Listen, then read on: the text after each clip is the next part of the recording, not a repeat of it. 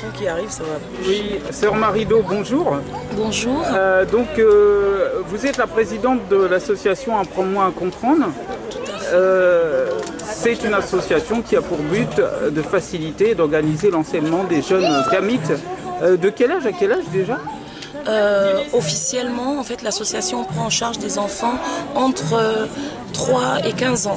D'accord. C'est parce qu'il faut donner une tranche d'âge. Mais sinon, ce qu'on conseille aux parents, c'est de venir très tôt avec les enfants, accompagner en fait. On dit en général aux mamans, dès qu'elles sont enceintes, de venir régulièrement à l'association. Oui, parce qu'il n'y a pas d'âge pour connaître son histoire, sa culture, pour être en rapport avec soi-même. Il n'y a pas de... Il n'y a pas comme ça un calendrier à mettre en place. Donc on conseille de venir très régulièrement avec les enfants.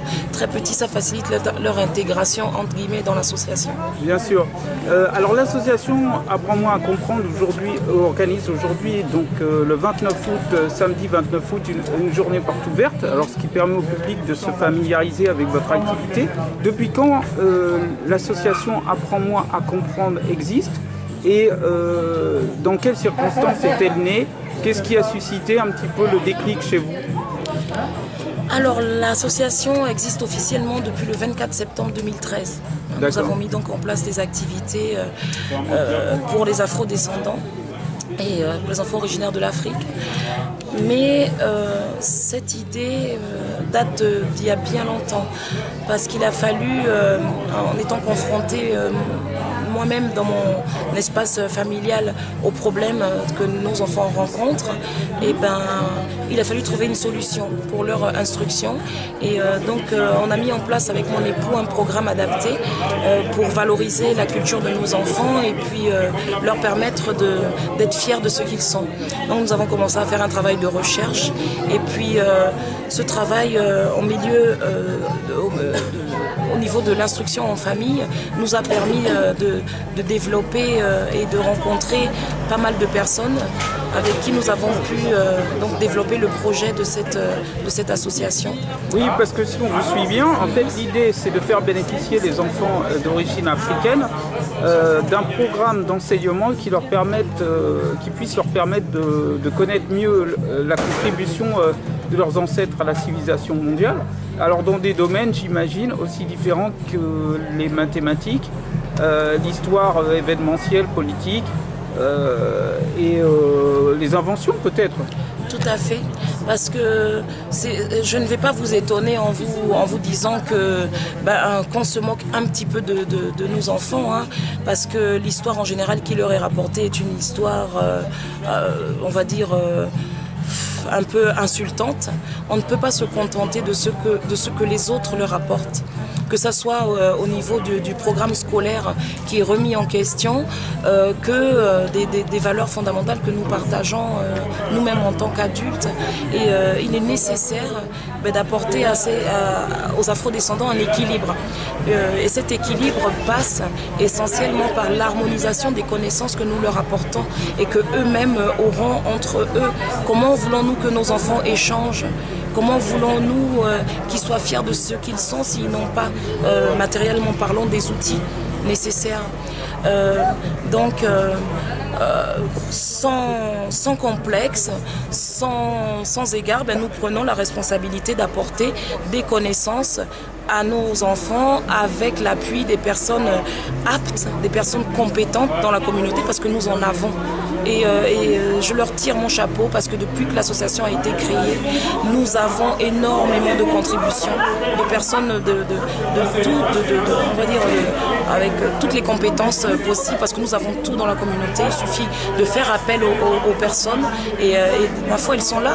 Il n'y a qu'à voir les ateliers qui sont tenus. On a eu avec nous Juliette Smeralda, on a eu Djéouti Billon, qui d'autre, Kamkama. On a énormément de personnes. Là, quand même, Madame Ama Mazama nous fait l'honneur d'être la marraine de la promotion IANA cette année. On ne peut qu'être heureux de cette dynamique qui s'est créée dans la communauté. Bien sûr. Et pour terminer, quels sont les différents exemples que vous pouvez citer au niveau des contenus des programmes qu'est-ce que nos chères têtes crépues ont la possibilité d'apprendre au sein de l'association?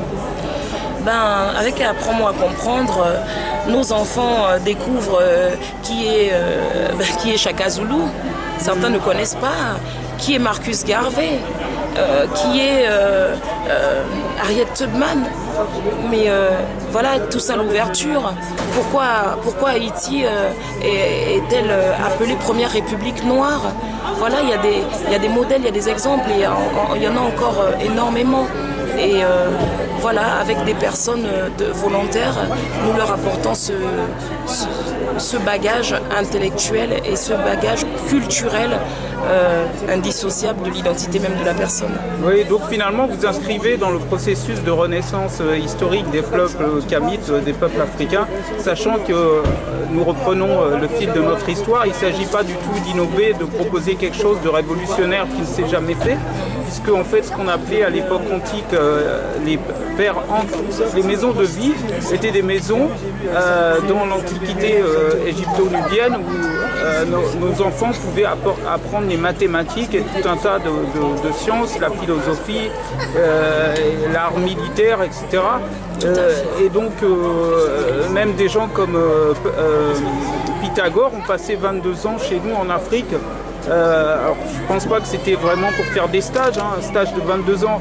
Donc si nous sommes à l'origine d'un tel savoir, il est tout à fait normal que nous reprenions notre petit bonhomme de chemin avec l'association, notamment Apprends-moi à comprendre. Tout à fait. L'association est là, en fait, pour redonner ou pour confirmer ce projet d'une renaissance africaine. Et puis elle est là pour mettre en avant des valeurs qui sont tout à fait, on va dire, honorables. Pourquoi c'est pas un complexe de dire que l'Égypte a été quand même un lieu de savoir et que de nombreux philosophes intellectuels occidentaux ne pouvaient qu'y aller pour trouver le savoir. Bien et sûr. On va chercher le savoir où il se trouve, c'est normal. Qui ne sait pas que Platon ou Aristote sont allés en Égypte pour faire des recherches ou pour étudier carrément. Et ils le reconnaissent dans leurs écrits. C'est clair, c'est clair. Donc, merci, sœur Marido. Votre nom de famille, c'est comment votre nom de famille?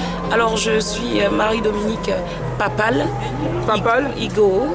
Igoo. Voilà. D'accord, d'accord. Merci beaucoup. Akewa. Akewa.